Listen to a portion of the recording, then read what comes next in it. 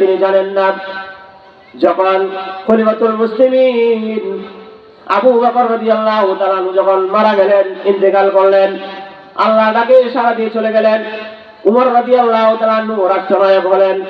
খলিফাতুল মুসলিমিন উমর রাদিয়াল্লাহু তাআলা এই বিষয়টা চিন্তা করলেন যে ওইদিকে হালুয়া রান্না করে আমার ভাই আবু বকর যখন রাষ্ট্র পরিচালনা করেছিলেন ওইদিকে কোথায় যেতেন, আমিও যাব।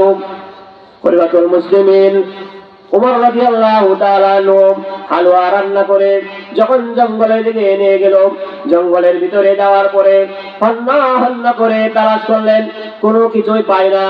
চিন্তা করতেছে আমার ভাই আবু বকর এখানে আসতো হালুয়া রান্না করে কাকে খাবার দিত, আমি তো কোনো কিছুই দেখতেছি না। তিনি চলে আসবেন।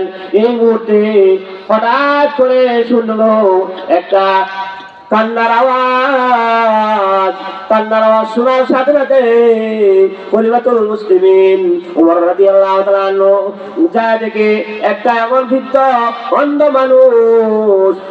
মানুষ সে চোখে দেখে না, এভাবে হা করে তাকায় রয়েছে খাবার খাওয়ার জন্য, তার পেটে খিদা। তিনি বুঝতে পারলেন আমার ভাই আবু বকর এমন রাষ্ট্রনায়ক ছিল, এমন ভাবে রাষ্ট্র পরিচালনা করেছেন, জঙ্গলের একজন ভিক্ষুক, জঙ্গলের একজন অন্ধ মানুষ পর্যন্ত উপবাস থাকে না। আমার মুসলমান ভাইরা শুধু তা না, যখন কান্নার শোনার সাথে সাথে খলিফাতুল মুসলিমিন উমর রাদিয়াল্লাহু তাআলা যখন তার কাছে গেলেন, এভাবে হা করে রইল। উমর রাদিয়াল্লাহু তাআলা তার মুখের মধ্যে হাত দিয়ে হালুয়া তার জিহ্বার মধ্যে দিয়ে দিলেন। যখন জিহ্বার মধ্যে হালুয়া দিলেন, দেওয়ার সাথে সাথে ওই বৃদ্ধ বুড়া মানুষ চোখে দেখে না, হঠাৎ করে তার জবানটা খুলে গেল আর ডেকে ডেকে বলল, তুমি কে? আমার আগের ব্যক্তিটা কোথায়? তুমি কে? তোমাকে আমি চিনতে পারলাম না। এই বুড়া মানুষ অন্ধ মানুষটা যখন কথা বললেন, খলিফাতুল মুসলিমিন উমর বুঝতে আর বাকি রইল না যে আমি যেভাবে খাবার দিয়েছি আমার মনে হয় তার খাবারটা পছন্দ হলো না। আমার ভাই আবু বকর জীবিত থাকাকালীন অন্য কোনো তাকে খাবার দিত, বলেন ঠিক কিনা?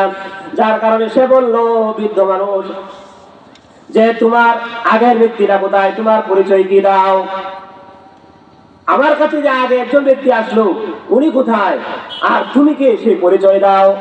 আমার মুসলমান ভাইরা, এবার খলিফাতুল মুসলিমিন উমর যখন আগের ব্যক্তির কথা তার মুখে শুনলেন, খলিফাতুল মুসলিমিন উমর রাদিয়াল্লাহু তাআলা জিজ্ঞাসা করলেন, ও মা, কেন গো আগের ব্যক্তির কথা কেন বললেন?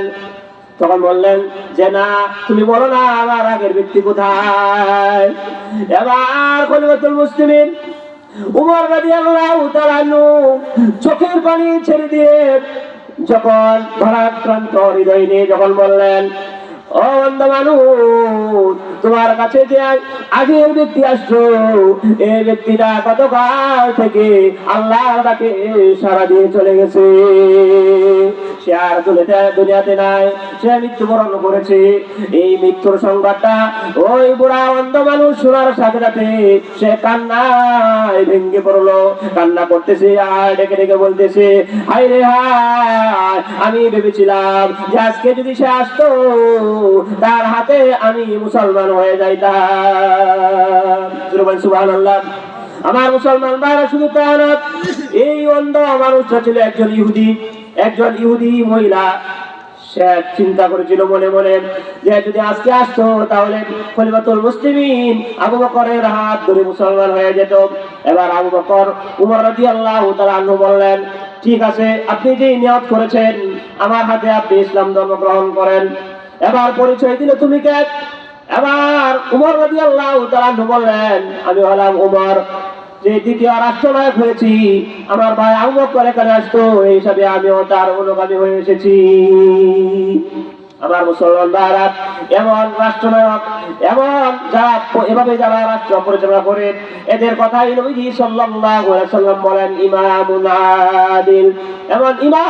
এমন রাষ্ট্রনায়ক যারা, তাদেরকে আল্লাহ তাআলা আরশের ছায়ার নিচে জায়গা করে দিবেন। সুবহানাল্লাহ। 2 নম্বর হলো সহিহ বুখারী শরীফের 651 নম্বর হাদিস। নবীজি বলেন, ওয়ারাজুল ওয়াশাবুন নাশা ফি ইবাদাতি রাব্বিহি।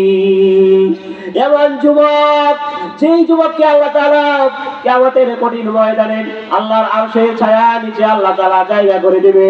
যুবক রে, তোমার মতো যুবক ছিল আলী রাদিয়াল্লাহু তাআলা আনহু।